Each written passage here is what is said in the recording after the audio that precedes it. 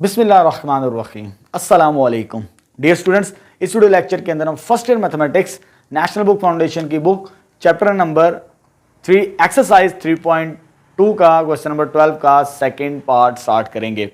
इससे पहले हम पार्ट 1 को सॉल्व कर चुके हैं। अब प्लेलिस्ट में जाके मेरा वीडियो लेक्चर देख सकते हैं। ठीक है, सेकंड पार्ट स्टार्ट करते हैं। हमारे पास जो गिवन है, एक तो ये गिवन है कोसाइन लॉ। आपकी बुक के अंदर जो स्टेटमेंट है उसमें दो चीजें प्रूव करने के लिए कही गई है क्वेश्चन नंबर 12 के सेकंड पार्ट के अंदर। एक तो ये प्रूव करने के लिए क्या आ गया है, ये वाला कॉम्बिनेशन कोसाइन लॉ, और दूसरा प्रोजेक्शन लॉ।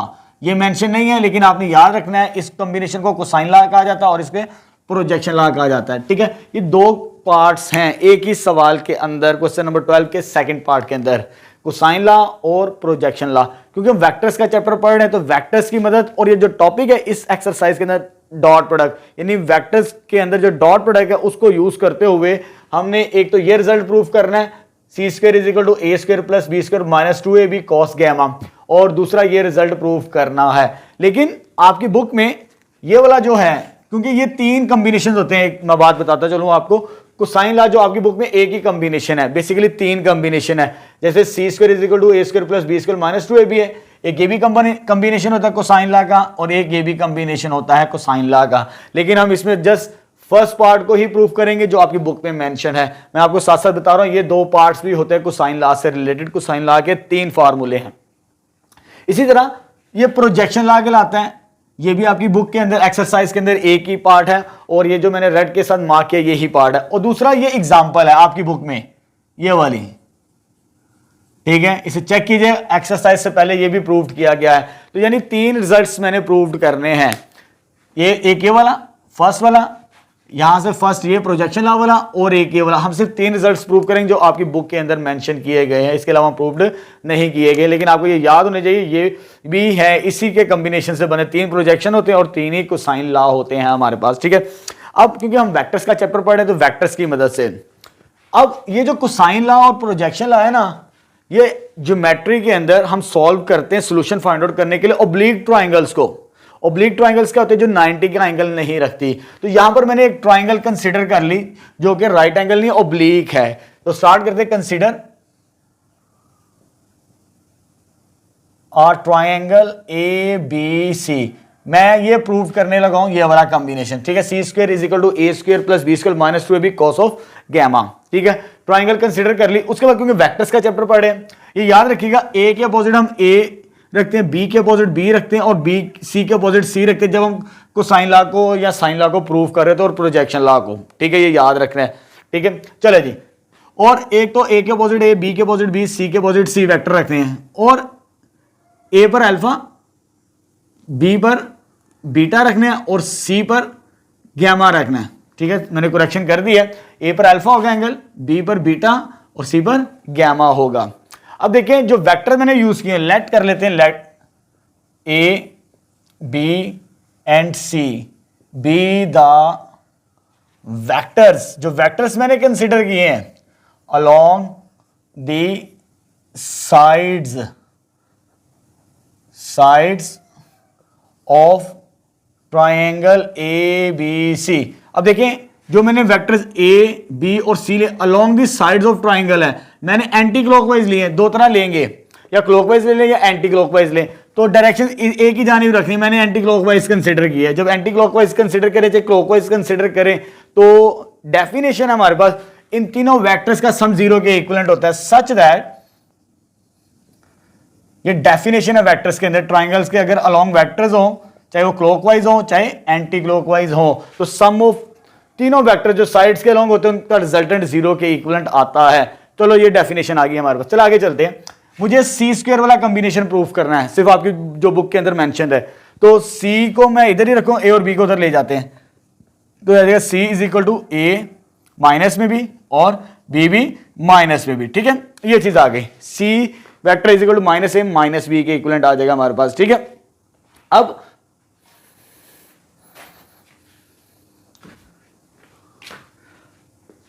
अब जो मुझे प्रूफ करना है वो सी स्क्वायर है।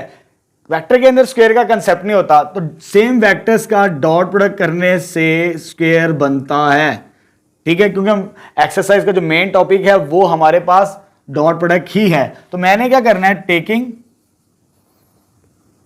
डॉट प्रोडक्ट ऑफ वन, इसका डॉट प्रोडक्ट लेना है इट सेल्फ, इसी के साथ स्क्वायर बनाने के लिए, क्योंकि सेल्फ डॉट प्रोडक्ट होगा तभी वो स्क्वायर बनता है, इट सेल्फ। चले जी, लेफ्ट साइड को लेफ्ट साइड के साथ डॉट प्रोडक्ट लेते हैं और राइट साइड को राइट साइड के साथ डॉट प्रोडक्ट लेते हैं। तो ये आ जाएगा मेरे पास दोनों, ये सी डॉट सी आ जाएगा सेम, और ये आ जाएगा इसका सेम डॉट प्रोडक्ट। तो सी डॉट सी क्या हो जाएगा, सी मैग्नीट्यूड का square by definition of vector, same vectors का डॉट प्रोडक्ट मैग्नीट्यूड के स्क्वायर के बराबर होता है।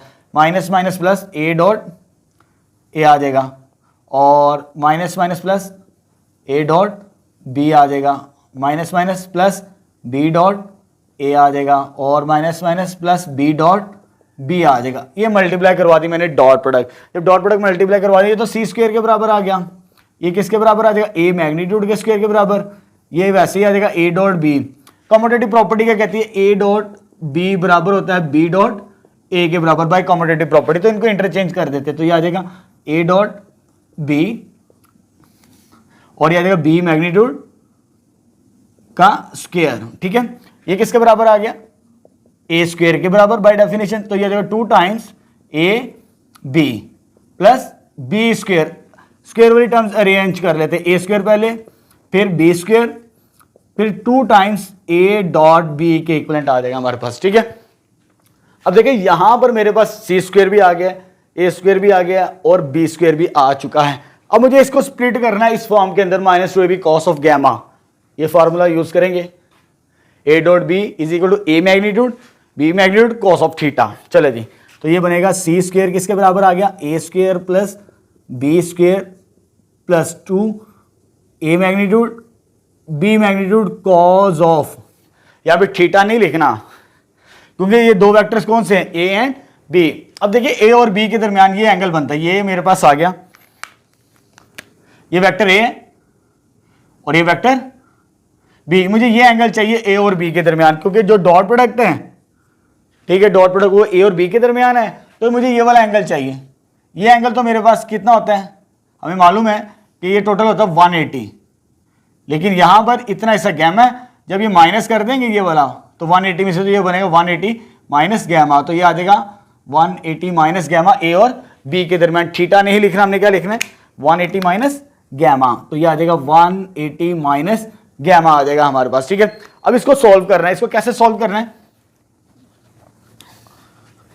ये ट्रिग्नोमेट्रिक्स के रूल्स हैं, उधर जाके पढ़ेंगे 8 चैप्टर के अंदर। अब देखें 180 में से माइनस करें, 180 में से माइनस करें, ये 180 एंगल होता है, 180 में से माइनस करें, किस क्वाड्रेंट के अंदर आते हैं, सेकंड। सेकंड के अंदर cos की वैल्यू नेगेटिव होती है, तो ये cos है, तो ये प्लस क्या हो जाएगा, माइनस के इक्विवेलेंट आ जाएगा। तो ये आ जाएगा A square plus B square plus 2, ये ए ही रहेगा, ये बी रहेगा, और ये क्या आ जाएगा cos ऑफ गैमा, और प्लस किस में हो जाएगा, माइनस। 180 रिमूव हो जाता है जब इसको सिंप्लीफाई करते हैं इस क्वाड्रेंट की मदद से।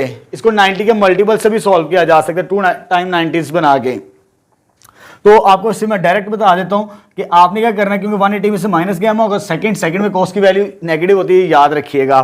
तो जब ये प्लस है तो ये माइनस में कन्वर्ट होकर ये प्रूव्ड हो जाएगा, ये वाला रिजल्ट जो हमने प्रूव करना है। बाकी 2 पार्ट्स भी आप बड़ी आसानी के साथ प्रूव कर सकते हैं। थोड़ा सा आइडिया दे देता हूँ, इन केस अगर एग्जाम से ये चीज़ें पूछे जाए, इन फ्यूचर अगर बुक चेंज हो जाए, थोड़ी सी इंटरचेंज आ जाए, तो आप वो भी प्रूव कर सकते हैं, क्योंकि अभी फर्स्ट एडिशन है, चेंजिंग आती रहती बुक्स के अंदर।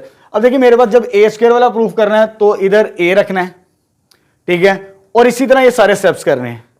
जब आपने बी स्क्वायर वाला प्रूफ करना है तो लेफ्ट साइड पे बी रखना है।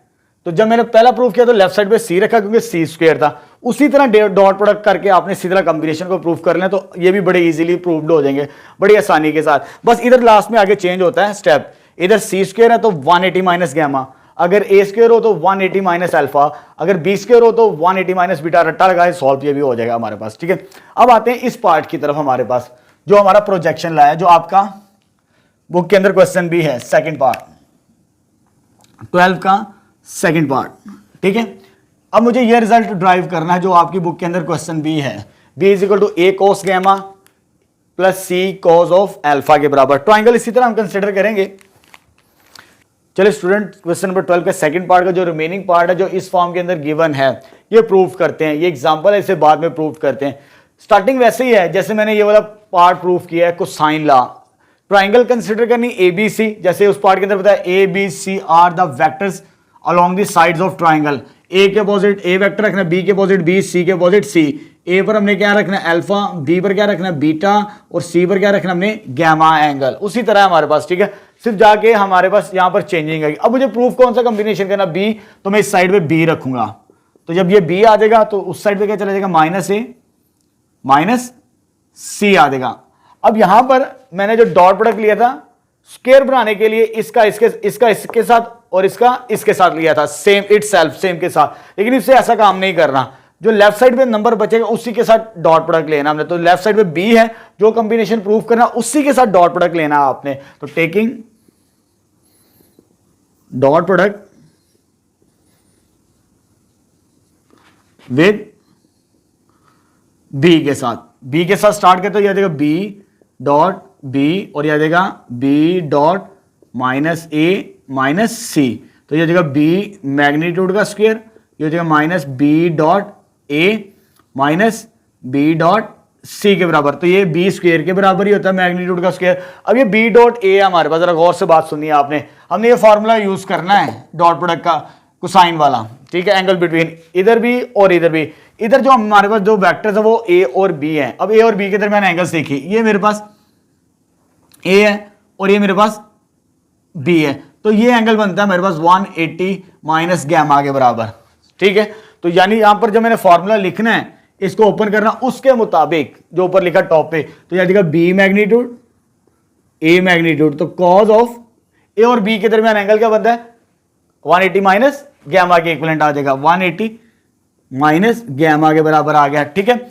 उसके बाद बिल्कुल इसी तरह इधर भी B magnitude C magnitude, cos of B और सी, ये मेरे पास बी वेक्टर है और ये मेरे पास सी वेक्टर है, तो ये वाला एंगल, तो ये टोटल मेरे पास यहां से लेकर यहां तक 180 माइनस गैमा बनेगा, याद रखिएगा, ठीक है।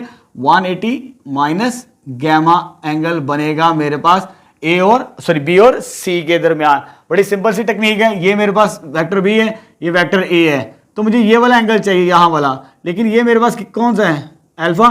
टोटल 180 में से इसको माइनस कर दें, ये सिंप्लीफाई हो जाएगा, जैसे फर्स्ट पार्ट के अंदर बताया था मैंने। तो यहां पर लिखूं मैं 180 माइनस अल्फा के इक्विवेलेंट, तो यह देगा बी स्क्वायर, इसमें ये और ये टर्म सेम है, तो बी मैग्नीट्यूड।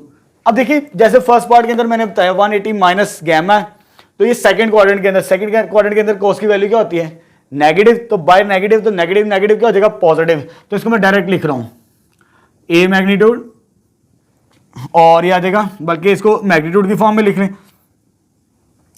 क्योंकि सेम है, मैग्नीट्यूड को बी को इस तरह भी लिख सकते हैं, बी आ जाएगा, ये ए हो जाएगा, ये माइनस, और इधर से एक नेगेटिव साइन आएगा सेकंड क्वाड्रेंट की वजह से कॉस, और ये वाला एंगल बचेगा गैमा, ये माइनस, और इधर से भी माइनस कॉमन आना है सेकंड क्वाड्रेंट की वजह से, सेकंड क्वाड्रेंट में कॉस की वैल्यू नेगेटिव, तो ये नेगेटिव और ये नेगेटिव क्या हो जाएगा पॉजिटिव, तो बी तो कॉमन आ चुका, इधर क्या रह गया सी कॉस ऑफ अल्फा।